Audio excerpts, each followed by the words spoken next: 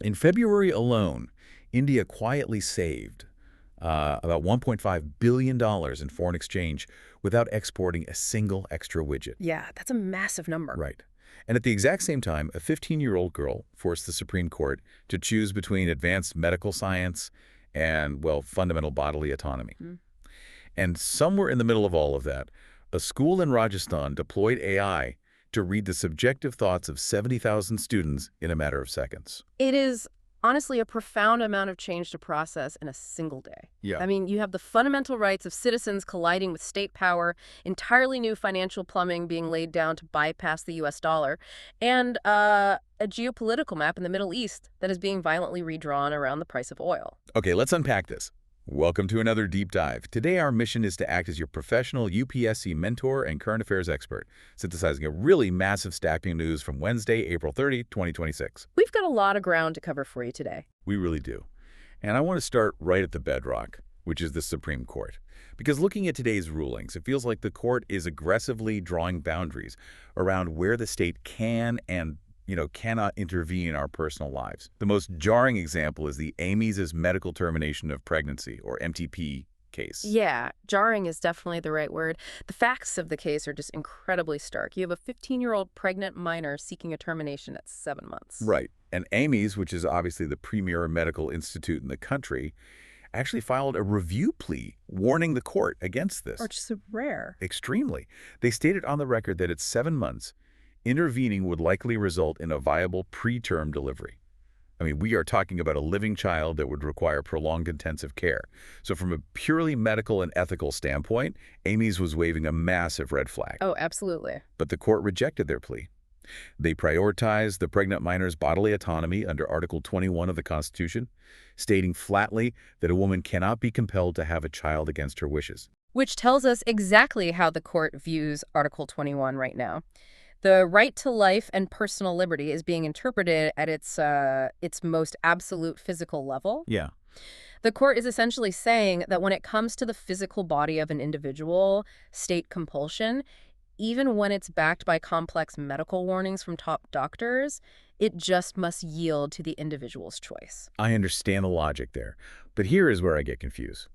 If the court is willing to be that absolute about individual autonomy, why are they so hesitant to legislate on hate speech or, say, intervene in the collective religious conscience of Sabarimala? That's a great question. Because on hate speech, the court basically said, yes, this destroys the moral fabric of the republic, but we aren't going to do anything about it. What's fascinating here is they aren't saying they won't do anything. They're saying it's not their job to invent the solution. Oh, I see. Yeah, this comes down to the mechanism of how laws are made. In the MTP case, the court is enforcing an existing fundamental right to protect an individual from the state.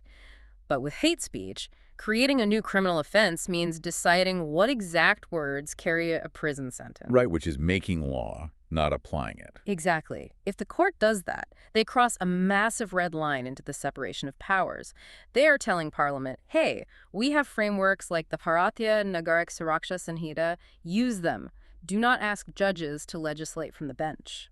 So it's about not overstepping their structural role. But what about the Sabarimala reference? You've got a 9-judge bench examining the friction between Article 25, which guarantees individual religious freedom, and Article 26, which allows religious denominations to manage their own affairs. Right, the clash of rights. Yeah, and lawyer Indira Jaising was arguing that courts shouldn't totally discard the essential religious practices test, but the Chief Justice seemed to push back, noting that secular authorities shouldn't judge matters of religious conscience. And this is the hardest boundary of all, because the essential religious practices test basically asks secular judges to act as theologians. Which they aren't. Exactly. A judge has to look at a religion and decide, is this ritual truly core to your faith or is it optional? The bench is recognizing the danger in that. If a secular court starts dissecting collective religious conscience to engineer society, they risk flattening this vast, messy diversity of belief. Wow, okay. So, to answer your earlier point, individual physical autonomy gets maximum protection because the state has no business in your body. But collective religious rights and creating new criminal codes, that requires the court to step back, or else it risks swallowing both the legislature and the temple. That makes total sense. So we just saw the Supreme Court draw a very hard boundary around the government's power to intervene in our personal lives. But when it comes to physical land, administration, and borders, the government is doing the exact opposite. Yeah, they are aggressively redrawing the map. Right. The Eastern Ridge has carved out 5 brand new districts in Ladakh, Nubra, Changthang, Zanskar, and Dras. And the administrative logic there is entirely about distance and delivery. The lieutenant governor pointed out that people were traveling upwards of 300 kilometers just to reach a district headquarters. That's a massive trek for basic paperwork. Exactly. By shrinking the administrative footprint, you bring the state apparatus, welfare, policing, permits much closer to the citizen. But the backlash has been immediate. Local leaders like Sajjad Kargili are arguing this isn't just about making commutes shorter. They claim the district lines were drawn arbitrarily to disrupt the demographic balance. Right. Specifically, they point out that the new map creates 5 Buddhist majority districts and only 2 Muslim majority ones. So an attempt to fix administrative plumbing has sparked deep regional anxiety. Because in governance, geography is destiny. How you draw a line dictates who gets resources and who holds local power. And you can see a similar friction between ambition and ground reality when you look at the Panchayat Advancement Index, or PAI 2.0. Oh yeah, the PAI 2.0. The Ministry of Panchayat Raj evaluated over 2.5 lakh rural local bodies.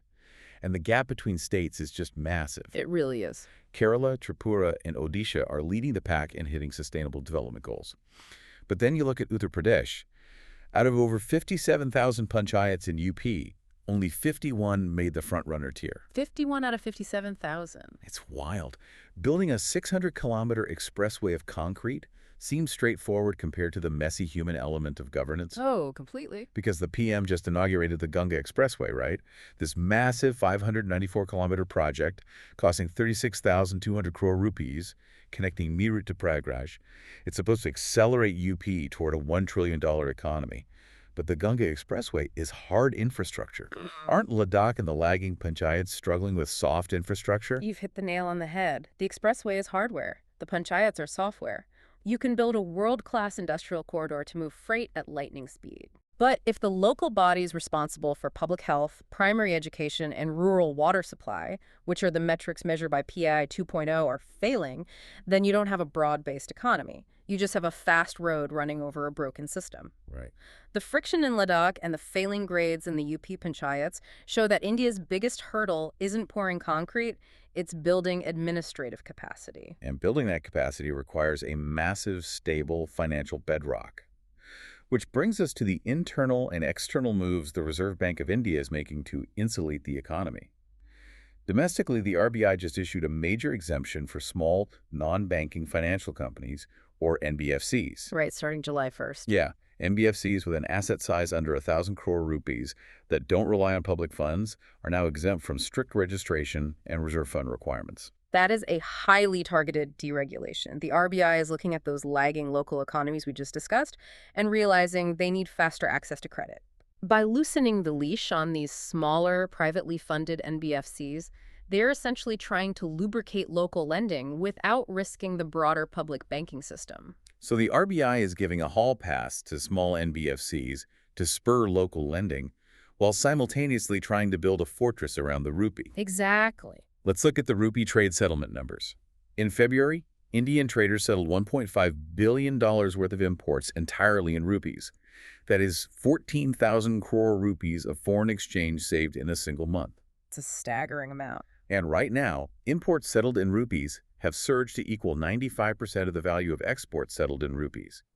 So we're basically paying for global goods with our own currency. This is a monumental shift in how India interacts with the global economy. But help me understand the mechanism here. How exactly does this save us from global shocks? Is this basically our financial VPN against global dollar shocks? If we connect this to the bigger picture, the VPN analogy works for the concept of shielding. But mechanically, it's more like building a parallel highway. Okay, how so? Normally, if an Indian company buys oil from a foreign country, they have to sell rupees to buy US dollars and then pay the supplier in dollars. If a global crisis hits and the dollar spikes in value, suddenly that oil becomes massively more expensive for us, even if the actual price of the barrel hasn't changed. Right, which drains our national savings because the RBI has to step in. Exactly. Yeah. But under the Rupee trade settlement mechanism, they use something called Vostro accounts. A foreign bank opens a Rupee account in an Indian bank. I see. So when we buy goods from them, we just deposit rupees into that account. When they buy goods from us, they pay out of that same rupee account.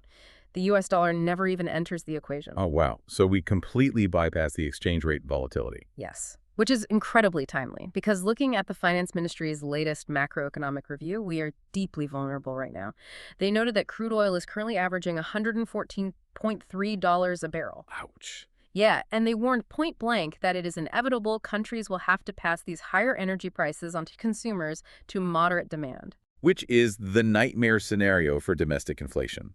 Public sector oil companies are currently absorbing massive losses, I think around 20 rupees per liter on petrol and 100 on diesel, just to shield the Indian consumer from that $114 reality.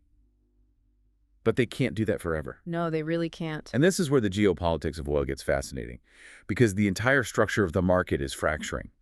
The United Arab Emirates just announced they are exiting OPEC after 60 years. That is huge news. They are breaking away from the Saudi-led production quotas to ramp up their own output to 5 million barrels per day by 2027. To understand why this is such a massive deal, you have to look at how OPEC actually functions. OPEC is a cartel. It operates like a valve. Right. Saudi Arabia generally dictates the strategy, which is usually everyone produce less oil, restrict the supply so the global price stays high. But the UAE has spent billions of dollars building state-of-the-art infrastructure to pump massive amounts of oil. And OPEC was essentially forcing them to keep that machinery turned off. Precisely. The UAE realized that the era of fossil fuels won't last forever. They want to pump and sell their oil now at maximum volume before the world transitions to green energy. By leaving OPEC, they are shattering the cartel's pricing power. Here's where it gets really interesting, though. As a major oil importer, India must be thrilled about the prospect of the UAE flooding the market and driving prices down. But we're also courting Iran. External Affairs Minister S. Jaishankar and Iran's Saeed Abbas Araghchi just had their 7th call in 2 months. We are desperately trying to ensure safe transit for Indian ships through the Strait of Hormuz amidst the ongoing blockade. And we managed to get 10 Indian ships through safely, which is a massive diplomatic victory given the volatility of the ceasefire there. Right, but look at the chessboard. We are begging Iran to keep the Strait of Hormuz open for our ships while simultaneously cheering for the UAE to flood the market with non-OPEC oil.